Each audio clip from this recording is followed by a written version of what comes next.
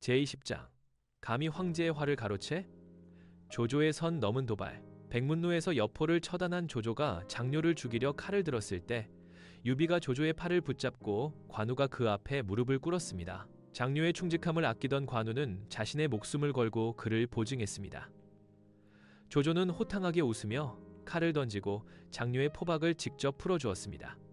조조의 도량에 감동한 장료는 항복을 결심했고 이로써 조조는 천하의 맹장 장료와 장패를 얻어 세력을 더욱 공고히 했습니다. 조조의 대군이 서주를 떠나 허창으로 돌아올 때 백성들은 길가에 향을 피우며 인자한 유비를 태수로 남겨달라고 눈물로 간청했습니다. 하지만 조조는 유비를 자신의 곁에 두어 감시하기 위해 그를 허창으로 데려갔습니다. 허창에 도착한 조조는 헌제에게 유비의 공적을 보고했습니다. 황제는 유비의 족보를 확인하게 했고 그가 중산정왕 유승의 후손이자 자신의 숙부뻘이라는 사실을 알게 되었습니다.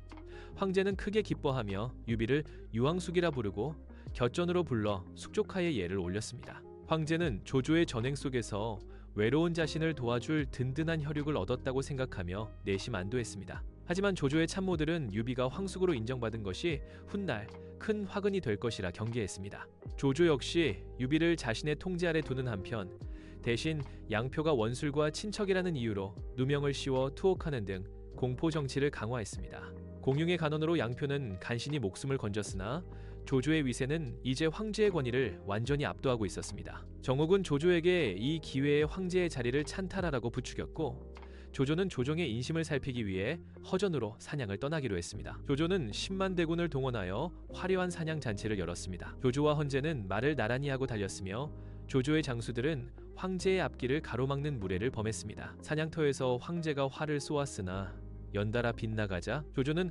황제의 금촉 화살을 가로채 사슴을 쏘아 맞췄습니다. 화살을 본 신하들이 황제가 쏜 줄 알고 만세를 외치자 조조는 말머리를 돌려 황제보다 앞서 나가며 그 환호를 자신이 받았습니다. 이 오만한 모습에 분노한 관우가 칼을 뽑아 조조를 배려했으나 유비는 황제의 안위를 걱정하며 눈짓으로 이를 만류했습니다. 사냥터에서 돌아온 헌제는 조조의 무례함에 치욕을 느끼며 복황후 앞에서 통곡했습니다. 조조를 볼 때마다 등의 가시가 밝힌 듯 불안하구나. 저 도적놈이 언제 나를 배신할지 모르니 이 일을 어찌한단 말이냐.